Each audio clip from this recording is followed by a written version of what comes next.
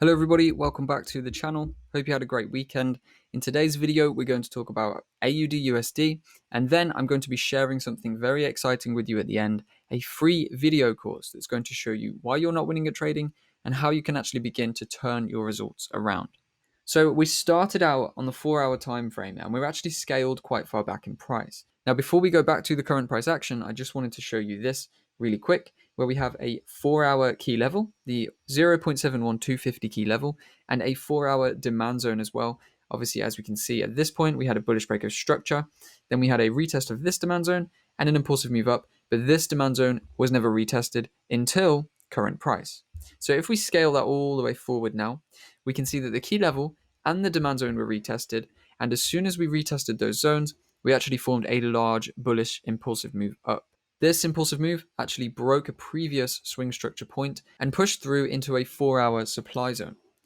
Now, at this point, we are at a little bit of a tricky point because we could continue to the upside in line with this new trend reversal, but we could also sell off because we do have a supply zone retest that we've traded into now, and we may want to come further into this zone or completely through the lows.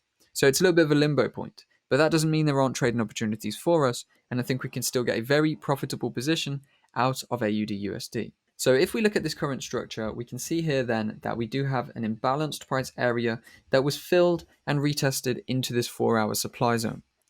After tapping the supply zone, we reversed from the midpoint and we have began moving to the downside in literally one of the largest moves we've had in this whole impulse because it was so strong and so bullish.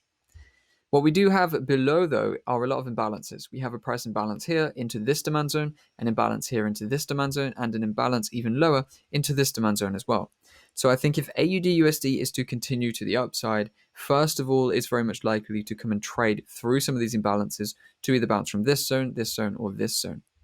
So what this actually gives us is the potential to sell AUDUSD down and then hedge the trade. What I mean by that is if we can get into a short position, we can hold a short position from somewhere here, bring it down into this point, execute a buy, still hold the short. If the buy loses, we are holding a short down to this zone. If the buy wins, we will get taken out of the short in profit at a trailed stop loss, and the buy will actually then bring us more profit the other way. So what it means is we cover all bases and we are ready for a bullish or a bearish move. So obviously from this point, we have a few ideas. We have a potential short idea to bring price down from the extremes of this current movement. And then we have a few potential buy points to bring price up. In terms of the swing buy trades, this is how I'm going to be tackling the confirmations. I'll be looking for structure confirmation on the 1 hour, 30 minute or 15-minute timeframes within this zone. If we get this formation, we can happily buy. If we don't get this formation and we ride through, I'll be looking for it at this zone and then next of all at this zone. So we don't have to blindly buy in. We can actually wait to see if the structure on those lower time frames is confirming some bullish upside.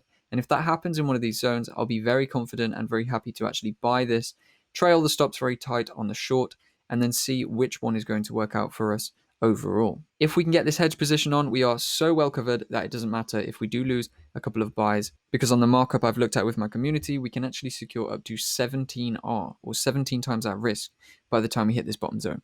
So even if we take a 1, 2, 3 losses, we're looking at 14 times our risk, even including those losses by the time we hit this final point. So you've heard me say that I want to sell into the buying points. How exactly am I going to do that?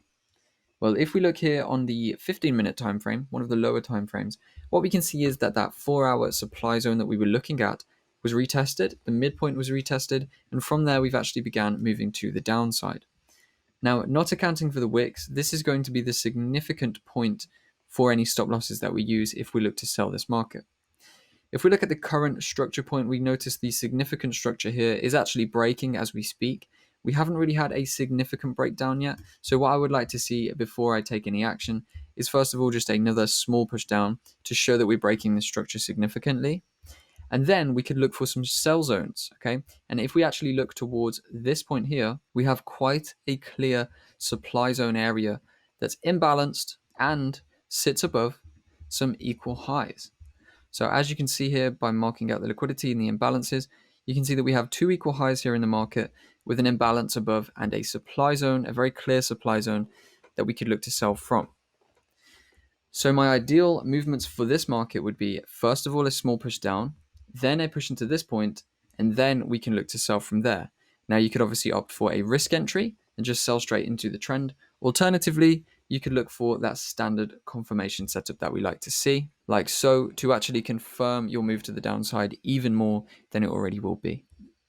So Australian dollar, US dollar trades, we are looking for intraday or intra-week shorts to fill some of this downside imbalance to then trade us into one of these high probability demand zones that we can buy up from and continue the market movements to the upside. If the market doesn't continue to the upside, we are covered and we are holding shorts to profit from the down move as well. So that is all of my AUDUSD analysis for this week.